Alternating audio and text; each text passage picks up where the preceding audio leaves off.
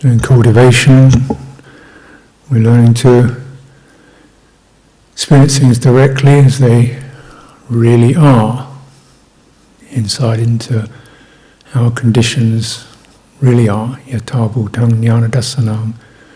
It's an insight for knowing, because normally we conceive of things, and we conceive of things as being solid, some or another, like definite. It's this or not that. Begins and ends. It's red and not green. It's good and not bad. We put things in categories. Actually, when you experience things more directly, you can see these categories are not really that valid. Things shift and change and merge. Beginnings and endings don't really exactly begin and end. They subside and well up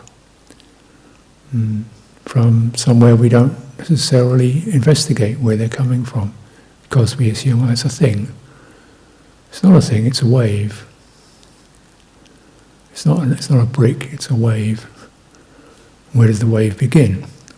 Where does it come welling up from? What's the source? What's the dynamic within that thought, that idea, that impression, that emotion, that feeling?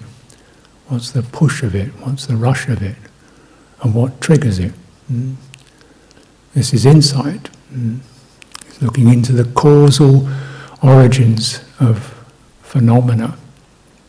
And Dhammas aren't really even things, though you got a very good English word for it. They're more like potentials, qualities.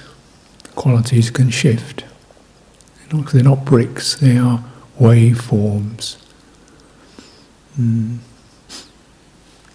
So you get emotions that start feeling slightly, happy, get excited, then maybe stressful, agitated, and then, cooling, changing. Things that seem desperately important really get you fired up, lingering with that, and it changes into, I better get on with that sometime or another. It can change. Seeing one's emotional pressures just being sustained kindly, compassionately, spaciously, not acted upon, not fed, not proliferated around. And where this whole thing goes out of kilter is when we get an impression, an emotion or something like that rises up. It's important, it's terrible, it's wonderful, it's fantastic, it's interesting, important. We don't catch the wave until it settles into something more, stabilizing, where you really see clearly the causes and results. And so there's we get impetuous. I think that, so you get that, it becomes, and then it proliferated. It's really important. We must do. Everybody should. They don't. The whole world comes cascading out of what was one's personal concern. And then and then people take stands upon something. You get a concern that becomes, if we don't do this, everything's going to go to ruin, and we must do that, otherwise it's never going to be, wow. It's, say it's a point of some significance. And, before that cascade takes over, it's proliferation, where one's emotional current floods into the world and colours it in a particular way. Urgency, despair, projecting the future, creating people out of what are really potentials, human potentials, for skillful, unskillful, warm, cold, bright, dark, the mingling of the human citta. When we cut out people out of them, good people, bad people. And some of these, she's always this, that and the other, it's established. And we proliferate around it. He's one of those established, proliferating around that. They get where are these people? They're locked inside one's citta. It's been frozen, freeze-dried. And around that, kind of all kinds of allegiances and feuds can be generated. This is why it's so important to really understand the relativity of perception, so the emotion doesn't flood into it and make it something solid. Still, it's a useful. No, it's never wrong, entirely wrong. One does feel affected. Yeah. Things can give rise to good or bad results, that's true. But rather than that surge that floods into it, could it just be, let's look at this carefully. Maybe got it wrong. Maybe it's only 20% right, or 5% right. That is, it's right for me. Okay, that's right for you. Not denying that. Does it fit everything else? No. Okay. Then, that's okay. We have different sensitivities. So we live in a context in which, I think we could always sense, well, this isn't quite exactly right, or it's all right, but you find you tune into another value, harmony. Yeah, that's better. Yeah, that's better. Relief. It gives you a sense of relief from the individuality, which creates a pressure to be heard and felt and known and make things work. That's a pressure. Yeah. You don't want the pressure. You don't want the pressure. It's got to be some sense of not just a collapse into resigned defeat, but a feeling, there's a nice sense of agreement and harmony, and we work together, and that feels good to me. Really does. The other stuff, right, that's not as good.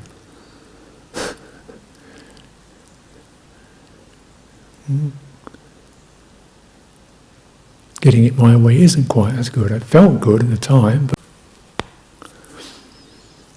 and so we're looking into asava, outflows, leaks, where the mind breaks out, energies rush out, gets invaded by something, and this is, it's not as mystical as you think. It's pretty standard experience, but because we don't name it, we don't focus on it, and we have everything, certain delusions, called vipalasas, called seeing things upside down.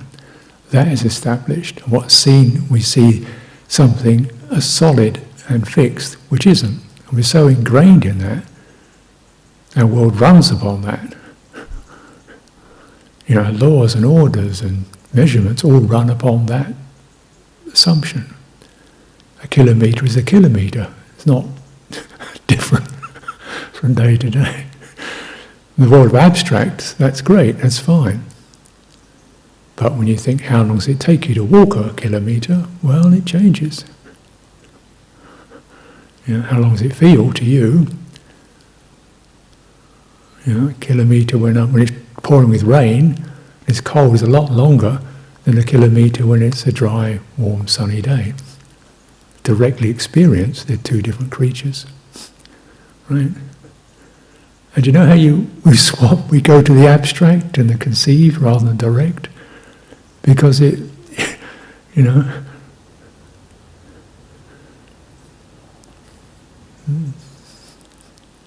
But here looking at, because near your aim is not social organisation, but understanding what's moving you and weighing you down and causing suffering. And so there are certain called vipalasas, which are establishing things as permanent and solid, which aren't that way. people, minds, days. Establishing things as certain which are not actually certain, can't be made certain, yet we want them to be certain. Please tell me what you're going to be doing next year. Can I book you for April? I get this so many times. I'm saying, look, don't you get it? There is no April. You know, where are we living? Oh yeah, okay. Yeah, but maybe April 12th? And you go, look, do I have to keep following? I understand, you know, but what you're coming from is, I have a need to feel secure. I have a need to get my brochure out. my leaflet. Okay, I understand that, yeah. Well, you know, then you go along with it. But you don't want to kind of live in that world. And you've seen how it is, how it really is. What could be happening between then and then? What's going to be going on? Who knows? I mean, these last 20 months, every plan has been hammered flat by this pandemic. So every plan, every kuju, every appointment, every engagement, pounded into dust. You know, your mind eventually just stops doing it. And they say, oh, I think it's over now. Can we start planning? Can we do it again? It was kind of nice, you know, just, don't know, next day, sun rises, get out, help out, look what's happening, just go do things. It's kind of nice rhythm to it. We go back to normal, the old normal, which is crazy.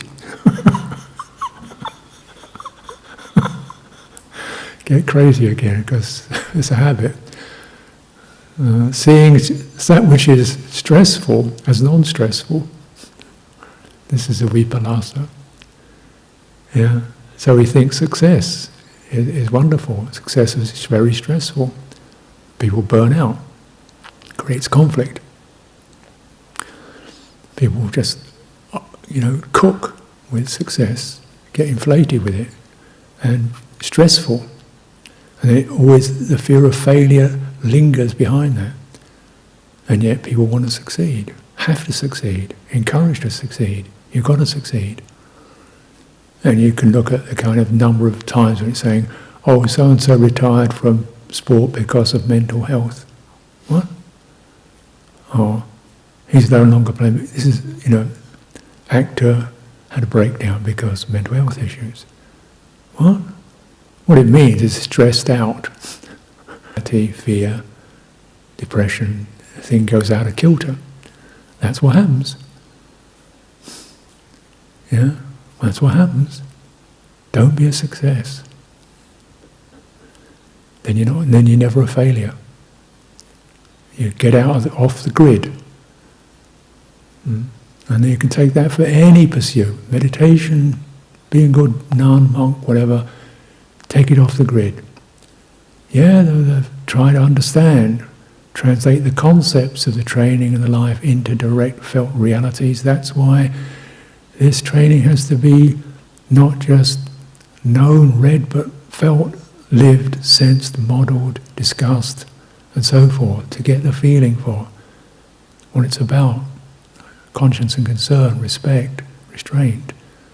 Not just, you know, little rules and procedures which we easily translate into, because that's where our minds are used to seeing things.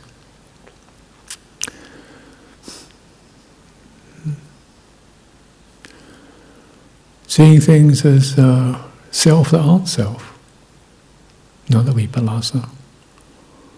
Everything that happens internally is considered me, mine. Every thought is mine. Every emotion is me. Every screw up that goes on, made a mistake. Me. It's pretty intense, doesn't it?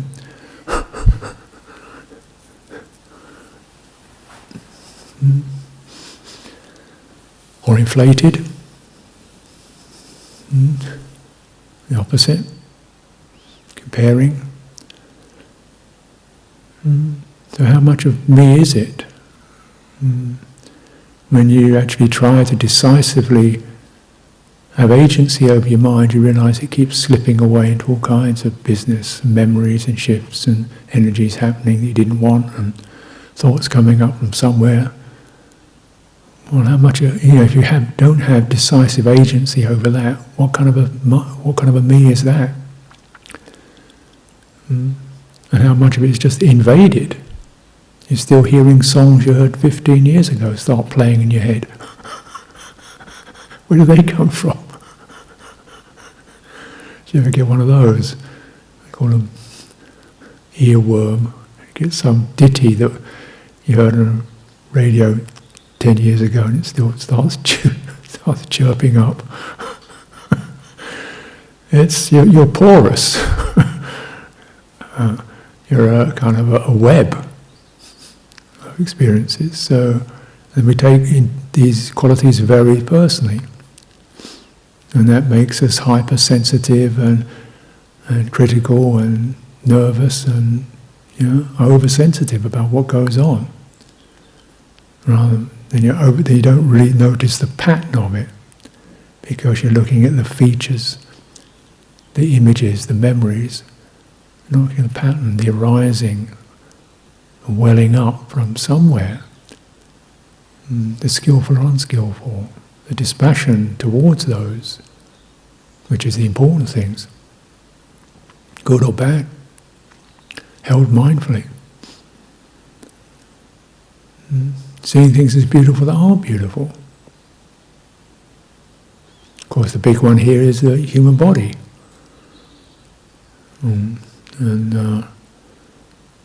How much our world is made out of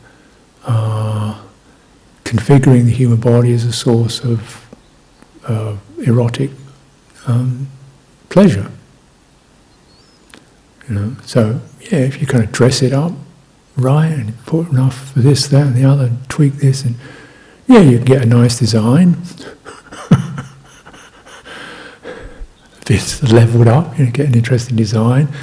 You can make some gestures that have certain intriguing, fascinating qualities to them, but it's all gesture, isn't it? Gesture and image. You get down to it, fundamentally, body is bones, meat, blood. There it is, it does its job. It's what it is. But that, you look at any media, that body is one of the main bodies being presented, is the delight body, the body that you're attracted to, time and time again. That message, you should be one of these or you should get one of those. What? It really isn't meat, bones, with all the various ailments that occur to it. Eating, chewing, sleeping, urinating, body. Fine. Doesn't have to be fantastic. You dispel that. You see, where's that?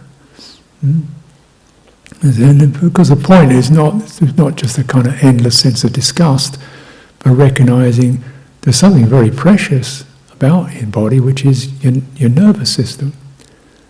And that's what gets stressed out by trying to make yourself look good. And you get anxiety, you get the whole nervous energies of the body are ramped up to succeed and be fantastic.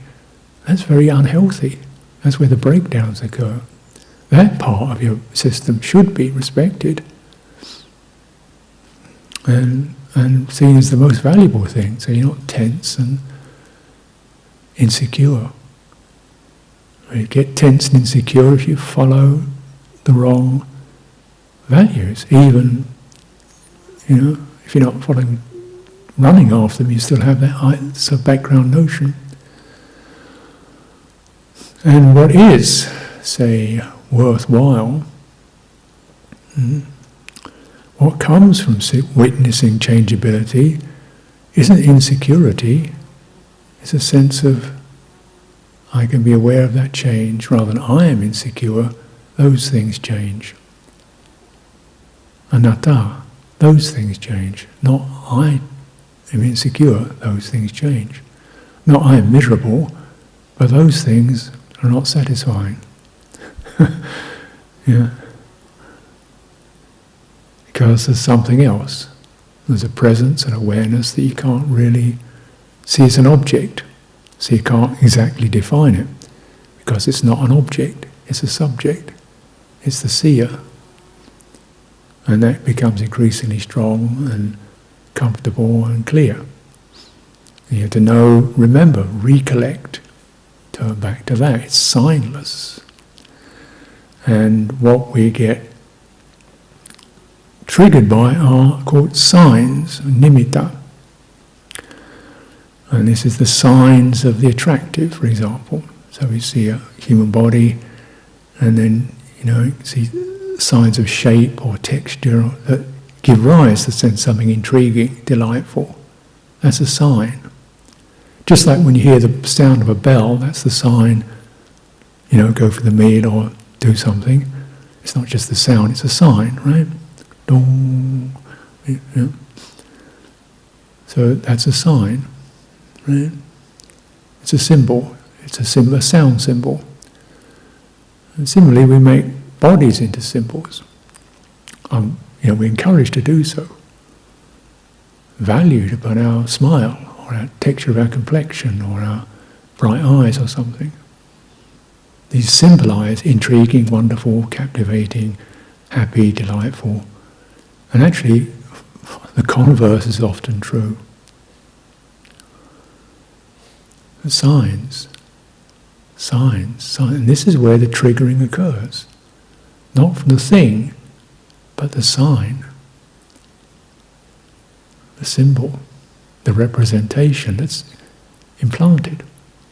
They get fed, implanted. Sign of permanence, a sign of attractiveness, a sign of self, a sign of fulfillment in the world. Right? So-and-so happy, she's an easygoing, comfortable, wonderful person, got her own place, got some money, everybody likes her, she's charming, entertaining. Who's that? Genuine fake. Because when you talk to real people, they go, oh yeah, but my kids got me pain, or had a divorce, or, yeah, but I got arthritis and I look pretty good, but actually I got a lot of disorder in my bladder or something.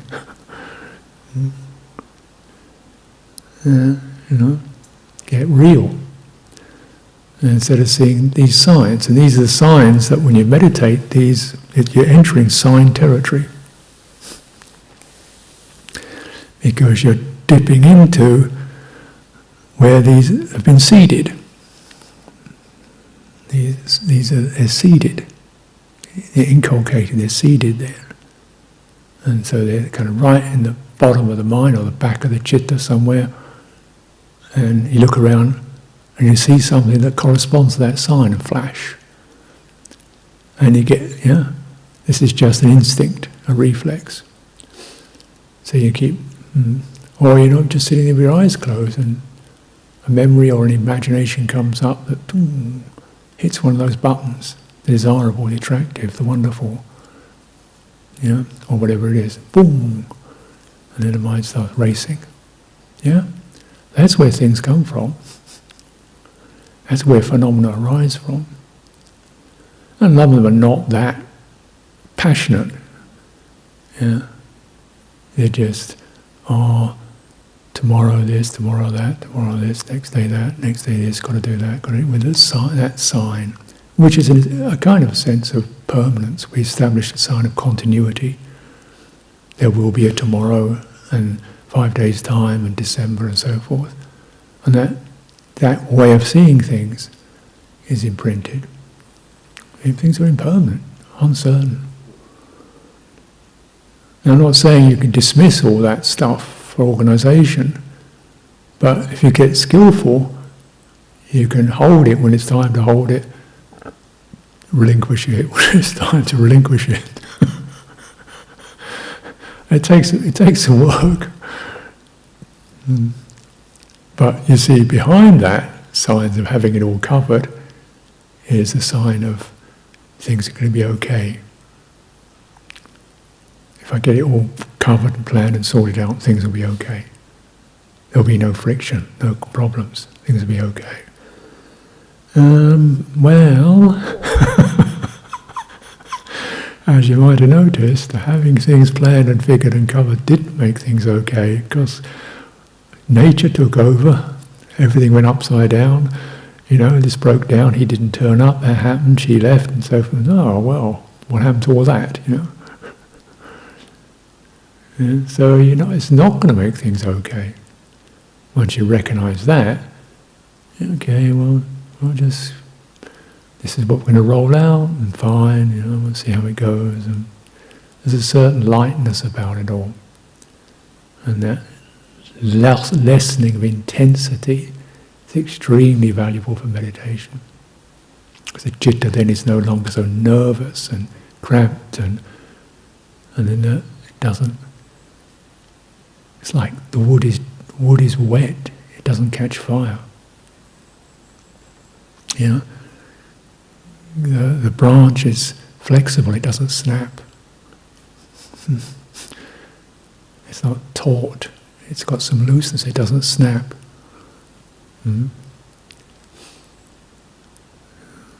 So we look at these signs, say, behind the images, behind what the mind is doing. And in this life, because these are very embedded, primary reflexes, it is a major undertaking, actually. So a lot of practice is about cultivating signs that demonstrate different potentials. Everything potentially exists, so you get an impression. If you follow it, it will become as solid as you make it. Your friends and enemies will become as solid as you make them. Your future will attempt to be as solid, it will be rock solid for you until something tells you differently. Crash, then crash. So they become real because the passion is giving them their richness and their vigour. Dispassion, they're just potential. Could be this, could be that, maybe this, maybe that. I'm kind of like this and somewhat like that, and we're in harmony now, and that's great, and probably there could be some disagreement another time, okay? We're human. Let's keep that in mind. Rather than getting locked in some state or another. This is true friendship. Allowing disagreement without making a big I am and he is and she is out of it. There's times when it meets and agrees, sometimes it doesn't. Okay? Don't lose faith. So cultivating the sign of Buddha, Dhamma, Sangha is very important. Awakening to, rather than taking a position within. Awakening to how it is, rather than taking a position in how it should be. Sangha, awakening to the potentials for cooperation, rather than who's right and who's wrong.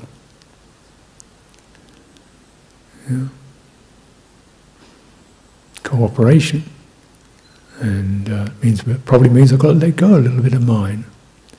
Not my speed, I'd like to do it this way, okay, but cooperation feels better. Takes the pressure off me to make it all mine, work. And these are the actual models of Sangha like that. And as you contemplate, it's to empower these. So every day we do chanting and sharing of merit. I like to make something out of these, whereby the sharing of merit's not just some kind of little clip you do at the end of the morning before you go off to do your chores, a little happy little babble, but all the web that I'm connected to, the earth itself, the teachers, friends, family, supporters, those who've taught me, those who I teach, those who look to me for refuge, those who I take refuge in.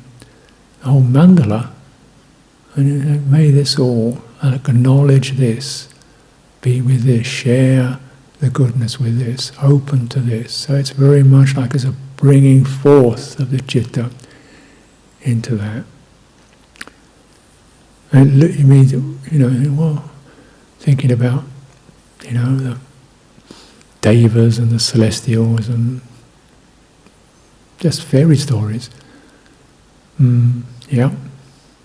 But then most of life is fairy stories.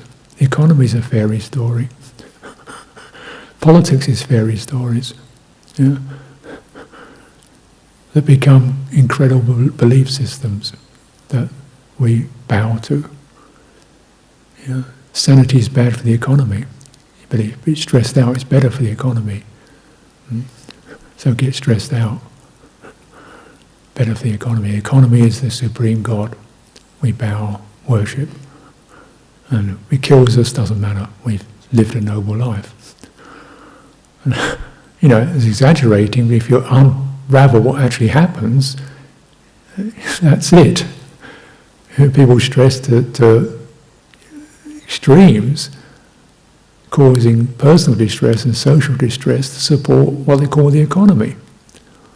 Is this the right economy?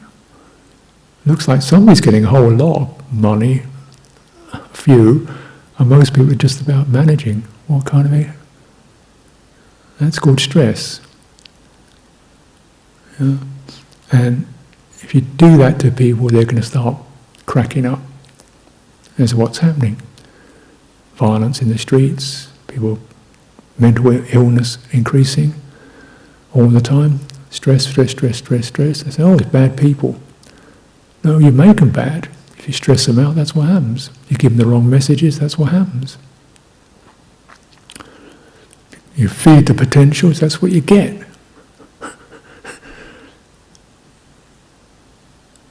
You feed the potential for sharing, how about that?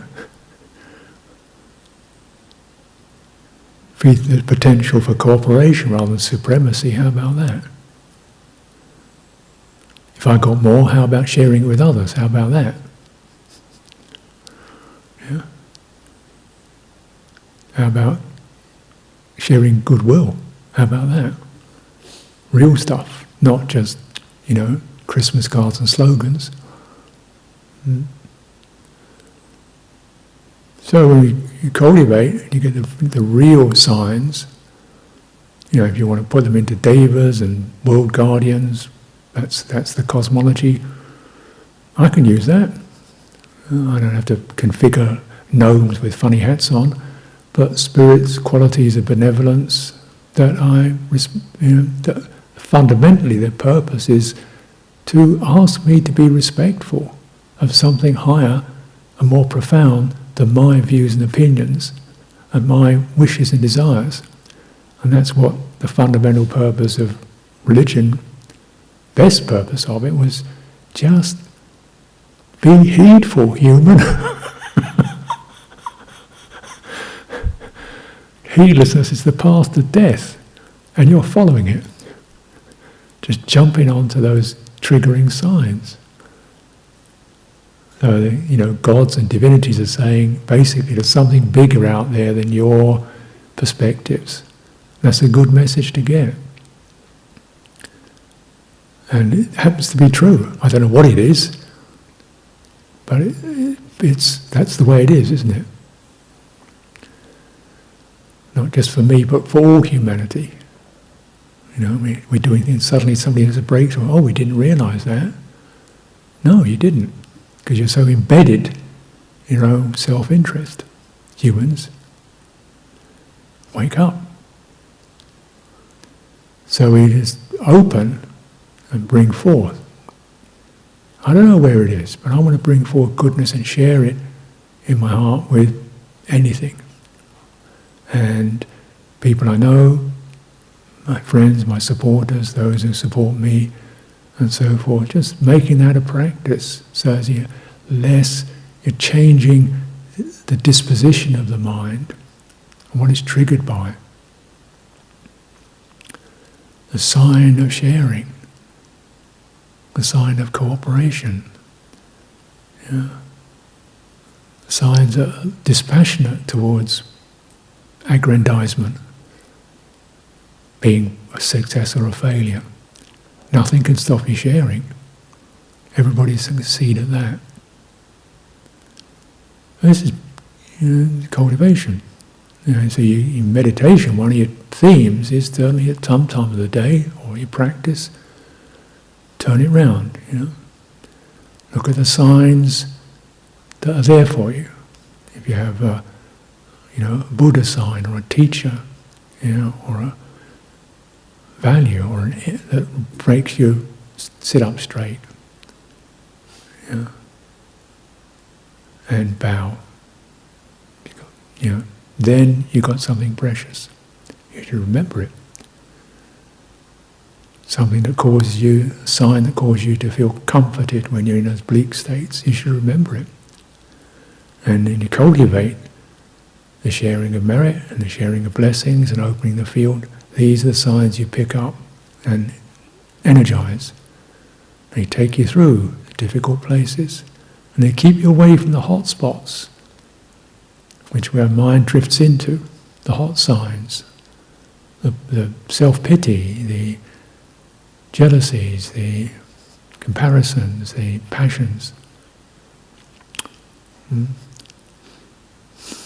so you're cleaning out. Because one thing is established by the Buddha is that deliverance is signless. There's no triggering.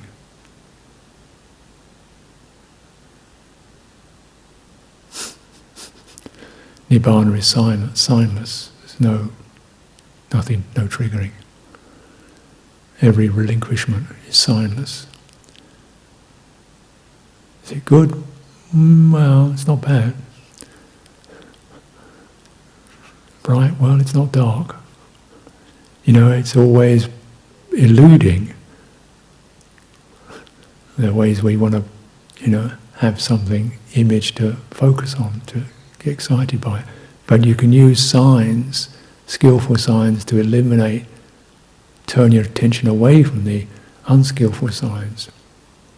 And then Chitta is strengthened, and as is said, you can then turn it away from signs into the signless, into the knowing, into itself. So let's take some time for direct practice.